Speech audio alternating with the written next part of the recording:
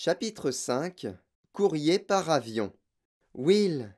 Lyra avait parlé à voix basse, mais le garçon sursauta. Elle s'était assise à côté de lui sur le banc, et il ne l'avait même pas remarqué. D'où viens-tu demanda-t-il. Ça y est, j'ai trouvé mon savant. C'est une femme en réalité, le docteur Malone. Elle possède une machine qui permet de voir la poussière, et elle va lui apprendre à parler. Je ne t'ai pas vu arriver. Normal, tu ne regardais pas. Je parie que tu avais la tête ailleurs. Heureusement que je t'ai trouvé. Hé, tu veux voir comme c'est facile de tromper les gens? Regarde. Deux agents de police s'approchaient d'un pas nonchalant. Un homme et une femme qui effectuaient leur patrouille avec leurs radios et leurs matraques accrochées à la ceinture. Le regard soupçonneux. Avant qu'il n'arrive à la hauteur du banc, Lyra s'était levée. Excusez-moi, pourriez-vous me dire où est le musée?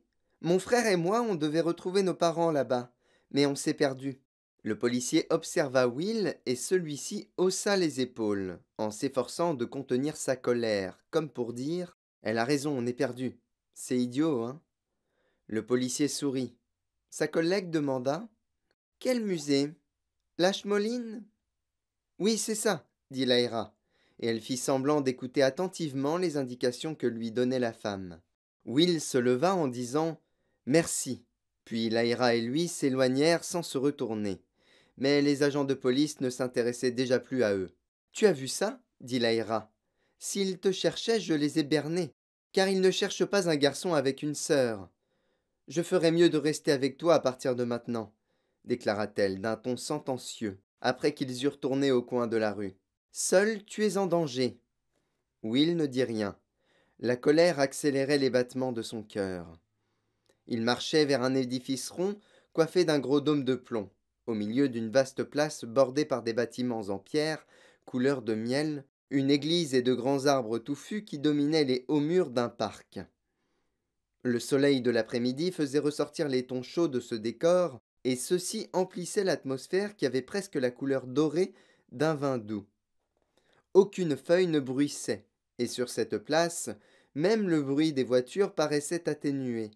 Prenant tout à coup conscience du mutisme de Will, Lyra demanda qu'est-ce qui ne va pas? Quand tu parles aux gens, tu attires leur attention, dit-il d'une voix tremblante de colère. Il vaut mieux la boucler et rester tranquille dans un coin. Comme ça, il t'oublie. Je sais de quoi je parle.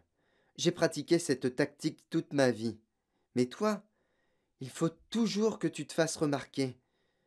Ce n'est pas un jeu. Ah oui? Répliqua Lyra avec véhémence. Tu crois que je ne sais pas mentir, peut-être. Je suis la plus grande menteuse de la terre, figure-toi. Mais je ne te mens pas à toi, et je ne te mentirai jamais. C'est juré. Tu es en danger, Will.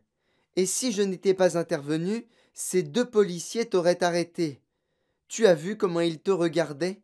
Tu n'es pas assez prudent. Si tu veux mon avis, c'est toi qui ne prends pas la situation assez au sérieux. Dans ce cas, explique-moi pourquoi je t'ai attendu sur un banc alors que je pourrais déjà être loin d'ici, ou bien caché dans cette ville là-bas à l'abri. Moi aussi j'ai des choses à faire et pourtant je reste ici pour t'aider. Alors je t'en prie, ne viens pas me dire que je ne prends pas la situation au sérieux.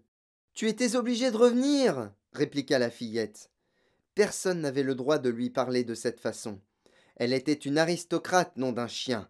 Elle était Lyra par le d'or. Tu n'as pas le choix si tu veux essayer d'en savoir plus sur ton père. En vérité, tu as fait tout ça pour toi, pas pour moi. Ils se disputaient avec fougue, mais à voix basse, pour ne pas troubler le calme de la place et risquer d'alerter les passants qui flânaient autour d'eux.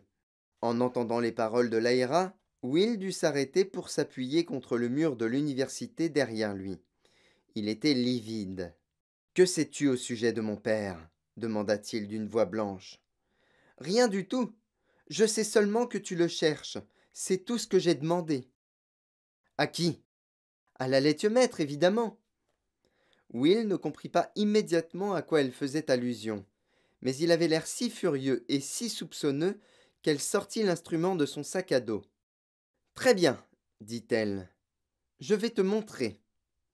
Elle s'assit sur la bordure de pierre qui entourait la pelouse au milieu de la place, se pencha au-dessus de l'instrument en or et manipula les aiguilles avec une telle dextérité que Will avait du mal à suivre ses doigts. Elle s'immobilisa quelques secondes pendant que la grande aiguille fine tournoyait sur le cadran, s'arrêtant parfois devant tel ou tel symbole. Lyra répéta plusieurs fois l'opération. Pendant ce temps, Will jetait des regards inquiets autour d'eux, mais personne n'était assez près pour les voir. Un groupe de touristes contemplait le dôme de l'édifice rond, un vendeur de glace poussait sa petite voiture sur le trottoir, mais personne ne leur prêtait attention.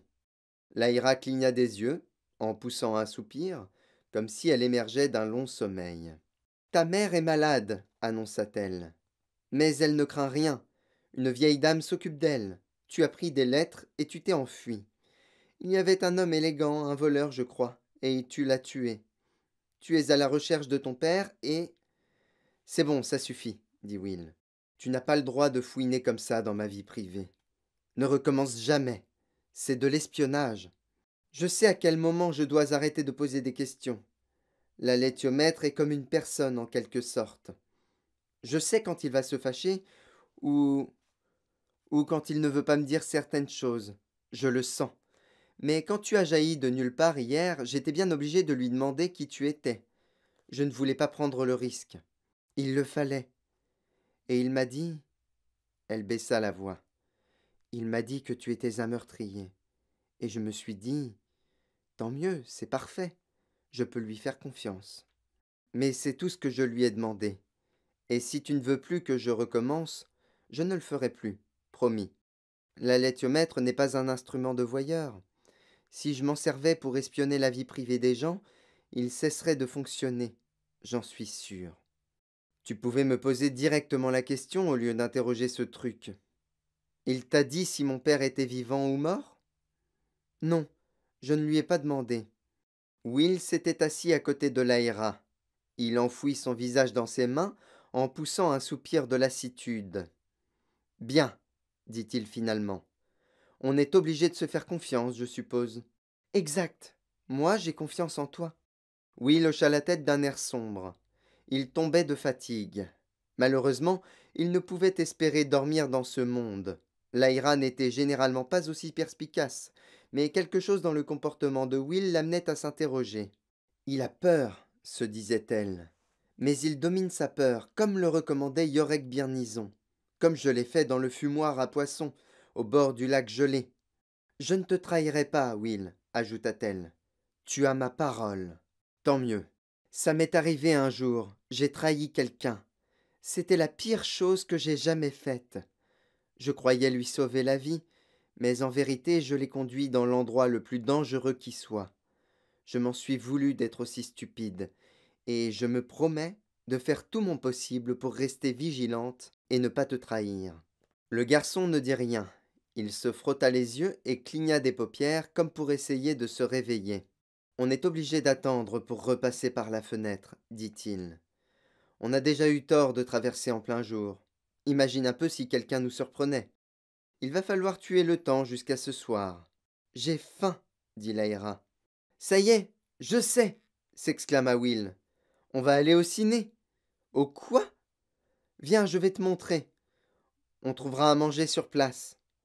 Il y avait un cinéma près du centre, à 10 minutes à pied. Will paya leurs 2 places, acheta des hot-dogs, du pop-corn et du coca. Ils emportèrent leurs provisions dans la salle. Le film commençait.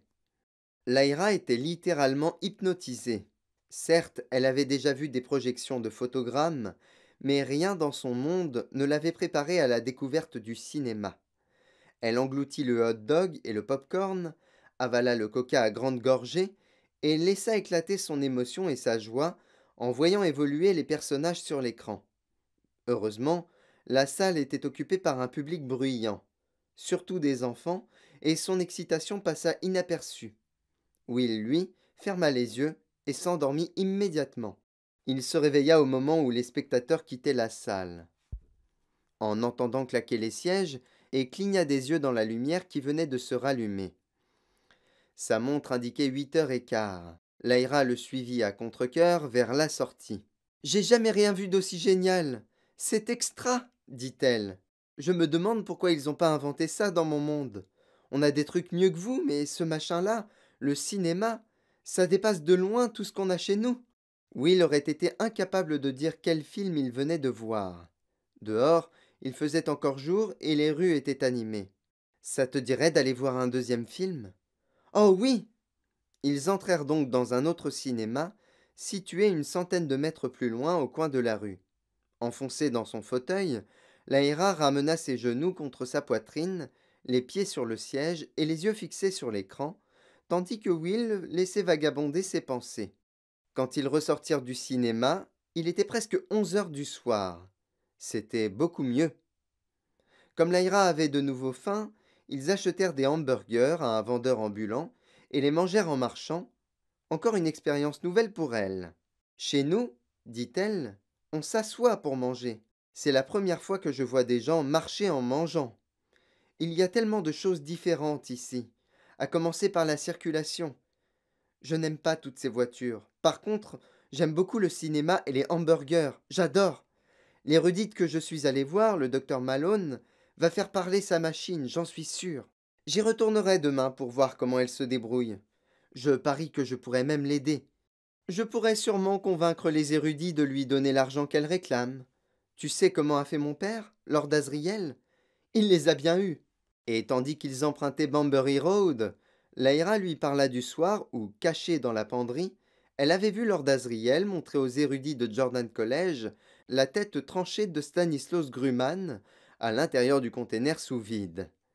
Et puisque Will était un auditeur attentif, elle lui raconta toute son histoire, depuis sa fuite de chez Madame Coulter jusqu'à l'instant épouvantable où elle comprit qu'elle avait conduit Roger à sa mort sur les falaises glacées de Svalbard. Will l'écoutait sans faire de commentaires, mais avec la plus grande attention, avec compassion également. Ses récits de voyage en ballon, d'ours en armure et de sorcières, de bras vengeurs de l'Église, semblaient se mélanger avec son propre rêve fantastique d'une ville magnifique au bord de la mer, vide et silencieuse, un havre de paix. Tout cela ne pouvait pas exister. C'était aussi simple que ça. Il avait atteint la rocade et les marronniers alignés au bord de la route. Il y avait peu de circulation à cette heure. Une voiture toutes les minutes environ, pas plus. Et la fenêtre était toujours là, au même endroit. Will se surprit à sourire. Tout se passerait bien. Attends qu'il n'y ait pas de voiture, dit-il. Je passe le premier. Quelques secondes plus tard, il était accroupi dans l'herbe sous les palmiers, bientôt rejoint par Laïra. Curieusement, ils avaient l'impression de se retrouver chez eux. La nuit chaude et vaste, le parfum des fleurs et de la mer, le silence les enveloppait comme une eau apaisante. Laïra bâilla en s'étirant, et Will se sentit libéré d'un poids énorme. Toute la journée, il l'avait porté sur ses épaules sans s'apercevoir que ce fardeau avait bien failli le terrasser, et à présent, il se sentait léger, libre et serein. Mais soudain, Lyra lui agrippa le bras. Presque au même moment, Will perçut la cause de ce geste de frayeur. Quelque part dans les ruelles qui serpentaient derrière le café, quelqu'un hurlait. Sans hésiter, Will se précipita vers l'origine de ces cris sinistres, et Lyra lui emboîta le pas lorsqu'il s'engouffra dans une rue étroite et tortueuse que n'atteignait pas le clair de lune. Ils débouchèrent finalement sur la place devant la tour de pierre qu'ils avaient découverte le matin. Une vingtaine d'enfants, leur tournant le dos, formaient un demi-cercle au pied de la tour. Certains brandissaient des bâtons, d'autres jetaient des pierres sur leurs malheureuses victimes acculées contre le mur. D'abord, Lyra crut qu'il s'agissait d'un autre enfant. Mais de l'intérieur du demi-cercle monta un effroyable hurlement qui n'avait rien d'humain. Les enfants hurlaient eux aussi pour exprimer leur peur autant que leur haine. Will s'élança vers le groupe et tira brutalement en arrière l'enfant qui se trouvait devant lui. C'était un garçon à peu près de son âge, portant un t-shirt à rayures. Lorsqu'il se retourna, Lyra découvrit ses yeux exorbités, aux pupilles dilatées. Comprenant soudain ce qui se passait, les autres enfants se retournèrent également. Angelica et son petit frère étaient là, eux aussi avec des pierres dans les mains, et les yeux de tous les enfants brillaient d'une lueur farouche dans l'éclat de la lune. Ils se turent. Seuls les cris stridents continuaient à briser le silence, et Will et Lyra découvrirent alors leur origine. Un chat tigré était recroquevillé contre le mur de la tour, une oreille arrachée et la queue tordue. C'était le chat que Will avait aperçu sur Sunderland Avenue, celui qui ressemblait à Moxie, et qui l'avait conduit à la fenêtre. Voyant l'animal martyrisé, Will repoussa violemment le garçon qui l'avait empoigné. Celui-ci tomba à la renverse et se releva immédiatement, fou de rage, prêt à riposter. Mais les autres le retinrent. Will s'était agenouillé devant le chat. Lorsqu'il le prit dans ses bras, l'animal terrorisé se blottit contre sa poitrine. Will le cala au creux de son bras et fit face aux enfants. L'espace d'un instant, Lyra crut que le démon de Will était enfin apparu. Pourquoi faites-vous du mal à ce chat lança-t-il à la cantonade. Personne ne répondit. Retenant leur souffle, les enfants tremblaient devant la fureur de Will. Ils serraient dans leurs poings les pierres et les bâtons, incapables de prononcer un mot. Mais soudain, la voix d'Angelica s'éleva dans la nuit. Vous n'êtes pas de Cigaz. Vous n'avez jamais entendu parler des spectres et vous ne connaissez pas les chats. Vous êtes différents de nous. Le garçon au t-shirt rayé, celui que Will avait envoyé au tapis, brûlait d'envie de se battre. Et si Will n'avait pas tenu le chat dans ses bras, il se serait jeté sur lui à coups de poing et de pied. Et Will aurait été heureux de répliquer, sans aucun doute, car on sentait entre eux un courant de haine que seule la violence pourrait apaiser. Mais le garçon avait peur du chat. Vous venez d'où tous les deux demanda-t-il d'un ton méprisant. Peu importe d'où on vient. Puisque vous avez peur de ce chat, je l'emmène. S'il vous porte malheur, il nous portera bonheur à nous. Laissez-nous passer maintenant. Un instant, Will crut que leur haine allait prendre le dessus sur leur peur, et il se tenait prêt à poser le chat pour se battre. Mais soudain, de derrière les enfants, s'éleva un grognement rauque. Tous se retournèrent pour découvrir Lyra, face à eux, la main posée sur l'épaule d'un grand léopard dont le rictus menaçant dévoilait les dents étincelantes. Will lui-même, bien qu'il reconnût Pantalaimon, ne put s'empêcher de frémir. L'effet sur les enfants fut prodigieux et immédiat. Ils s'enfuirent sans demander leur reste. En quelques secondes, la place fut déserte. Avant de repartir avec Will, Lyra leva les yeux vers le sommet de la tour. Un grognement de Pantalaimon l'arrêta, et pendant une fraction de seconde, elle aperçut tout en haut quelqu'un qui regardait par-dessus les créneaux. Ce n'était pas un enfant, mais un jeune homme aux cheveux bouclés. Une demi-heure plus tard, ils avaient regagné l'appartement abandonné au-dessus du café. Will avait déniché une boîte de lait concentré que le chat lapa goulûment avant de lécher ses blessures. Mu par la curiosité, Pantalaimon avait pris l'apparence d'un chat lui aussi, et l'autre avait d'abord réagi avec méfiance, le poil hérissé, avant de comprendre que cette étrange créature n'était ni un vrai chat, ni une menace. Il décida alors de l'ignorer. Fascinée, Lyra regarda Will soigner le chat. Les seuls animaux qu'elle avait approchés dans son monde, à l'exception des ours en armure, étaient destinés à des tâches précises. Ainsi, à Jordan College, les chats servaient à chasser les souris. On ne jouait pas avec eux. Je crois qu'il a la queue cassée, commenta Will. Je ne sais pas quoi faire. Peut-être que ça guérira tout seul. Je vais lui mettre du miel sur l'oreille. J'ai lu quelque part que c'était un désinfectant. C'était un curieux remède, mais au moins le chat était tenté de lécher le miel, et la plaie par la même occasion. Un bon moyen de la nettoyer. Tu es sûr que c'est le chat qui t'a conduit ici demanda Lyra. Oui, certain.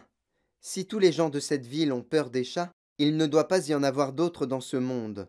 Il n'a pas réussi à retrouver le chemin du retour, je suppose. Ces enfants étaient comme fous, dit Lyra. Ils l'auraient tué. Je n'ai jamais vu des enfants agir comme ça. Moi, si, dit Will.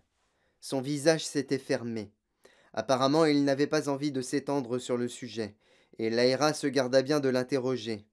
Elle n'oserait même pas poser la question à la laitiomètre. Tombant de fatigue, elle alla se coucher et s'endormit aussitôt. Un peu plus tard, alors que le chat s'était enroulé en boule pour dormir, Will se servit une tasse de café, alla chercher l'écritoire en cuir vert et s'installa sur le balcon. La lumière qui filtrait par la fenêtre était suffisante pour lire. Comme il l'avait supposé, L'écritoire contenait quelques lettres, écrites sur du papier, par avion, à l'encre noire. Ces mots avaient été tracés par la main de l'homme qu'il rêvait de retrouver. Il fit glisser ses doigts sur les lignes plusieurs fois, puis il appuya les feuilles contre son visage pour essayer de se rapprocher de l'essence de son père. Et il commença à lire. Fairbanks, Alaska, mercredi 19 juin 1985. Ma chérie, toujours le mélange habituel d'efficacité et de désordre.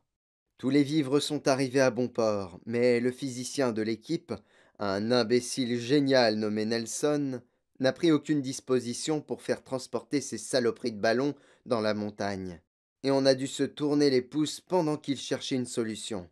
Remarque, ça m'a permis de bavarder avec un vieux bonhomme, que j'avais rencontré lors de mon dernier voyage, un chercheur nommé Jack Peterson. J'ai retrouvé sa trace dans un bar miteux. Pendant que la télé diffusait un match de baseball, je l'ai interrogé au sujet de l'anomalie.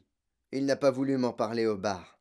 Il m'a emmené chez lui, et avec l'aide d'une bouteille de Jack Daniels, il m'a parlé longuement. Il n'avait jamais vu cette chose personnellement, mais il connaissait un Inuit qui, lui, l'avait vu, et ce type affirmait qu'il s'agissait d'une porte ouverte sur le monde des esprits. Les Inuits connaissaient son existence depuis des siècles. Lors de l'initiation d'un sorcier, celui-ci doit franchir cette porte et rapporter un trophée. Mais parfois, certains ne reviennent pas. Quoi qu'il en soit, le vieux Jake possédait une carte de ce coin-là, et il avait indiqué l'endroit où se trouvait cette porte. D'après son copain, je te donne les coordonnées, au cas où, 69 02 11 N 157 12 19 O, sur un éperon rocheux de Lookout Ridge, à environ 2 kilomètres au nord de la Colville River. On a évoqué ensuite d'autres légendes de l'Arctique, comme celle de ce navire norvégien qui a dérivé pendant 6 ans, sans personne à la barre, des trucs comme ça. Les archéologues du groupe sont de chic types. Ils ont hâte de se mettre au travail et essayent de masquer leur agacement à cause de Nelson et ses ballons. Aucun d'eux n'a jamais entendu parler de l'anomalie. Et ce n'est pas moi qui vais leur en parler, tu peux me croire. Je vous aime tous les deux. Johnny. Oumiat, Alaska. Samedi 22 juin 1985. Ma chérie, autant pour moi. Nelson le physicien n'est pas un imbécile génial comme je le croyais, et si je ne m'abuse, lui aussi est à la recherche de l'anomalie. Figure-toi que c'est lui qui a provoqué notre immobilisation à Fairbanks. Sachant que le reste de l'équipe refuserait d'attendre, sauf raison impérieuse, comme l'absence de moyens de transport, il s'est arrangé pour faire annuler les véhicules que nous avions commandés. Je l'ai découvert par hasard, et je m'apprêtais à lui demander de s'expliquer quand je l'ai surpris en train d'envoyer un message par radio. Il décrivait l'anomalie, mais apparemment, il ignore où elle se trouve. Un peu plus tard, je lui ai offert un verre. Je lui ai fait le numéro du vieil explorateur qui a vu des choses extraordinaires dans sa vie et qui sait que l'univers est plein de mystères. J'ai fait mine de le taquiner sur les limites de la science dans le genre « Je parie que vous n'avez pas d'explication pour le Yéti », etc., en l'observant attentivement. Et je lui ai balancé l'histoire de l'anomalie, cette fameuse légende inuite concernant l'entrée du monde des esprits, une porte invisible, quelque part près de Lookout Ridge. Là où nous allons, justement. Quelle coïncidence! Je l'ai vu bondir sur son siège. Il savait très bien à quoi je faisais allusion. J'ai fait semblant de ne rien avoir remarqué et j'ai enchaîné sur la sorcellerie. Je lui ai raconté l'histoire du léopard de Zaïre. J'espère qu'il m'a pris pour un vieux militaire abruti et superstitieux. Mais j'en suis sûr, Hélène. Il cherche l'anomalie lui aussi. La question est, dois-je lui en parler ou pas? Il faut absolument que je découvre ce qu'il manigance. Je vous aime toutes les deux. Johnny. Colville Bar, Alaska, 24 juin 1985. Ma chérie, je ne pourrai pas t'envoyer une autre lettre avant longtemps. Dès demain, nous partons dans la montagne, la chaîne des Brooks. Les archéologues sont de plus en plus impatients. L'un d'eux est convaincu qu'il va découvrir des traces d'habitation bien plus anciennes que tout ce qu'on imaginait jusqu'à présent. C'est-à-dire, lui ai-je demandé, pourquoi était-il si sûr de lui? Il m'a parlé alors de sculptures dans des défenses de narval qu'il avait découvertes au cours de fouilles précédentes. L'analyse au carbone 14 a montré qu'elles remontaient à une époque invraisemblable, sans aucune commune mesure avec ce qu'on supposait. Une sorte d'anomalie en fait. Imagine que ces sculptures proviennent d'un autre monde, à travers mon anomalie. À propos, Nelson, le physicien, est devenu mon meilleur ami. Il ne me quitte plus. Il lâche parfois des allusions pour me faire comprendre qu'il sait que je sais qu'il sait, etc. Et moi, je continue à jouer le rôle de Major Paris, le gars capable d'affronter tous les dangers, mais pas très futé. Je suis sûr désormais qu'il cherche l'anomalie. Premièrement, même si c'est un véritable universitaire, il est subventionné par le ministère de la Défense. Je connais les codes financiers qu'ils utilisent. Deuxièmement, ces prétendus ballons-sondes n'en sont pas. J'ai fouillé dans ses caisses. Je sais reconnaître une combinaison anti-radiation. J'ai décidé de m'en tenir à mon plan. Je conduis les archéologues sur leur site et ensuite je pars seul pendant quelques jours à la recherche de l'anomalie. Si je tombe sur Nelson en train de rôder dans les parages de Lookout Ridge, j'improviserai. Plus tard. Tu parles d'un coup de chance. J'ai rencontré le copain esquimau de Jack Peterson, Matt Kigalik.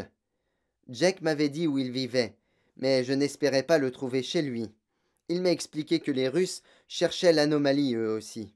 Il a aperçu un homme au début de l'année, là-haut dans les montagnes, et il l'a observé pendant 2 jours, sans se montrer, car il se doutait de ce qu'il faisait, et il avait raison.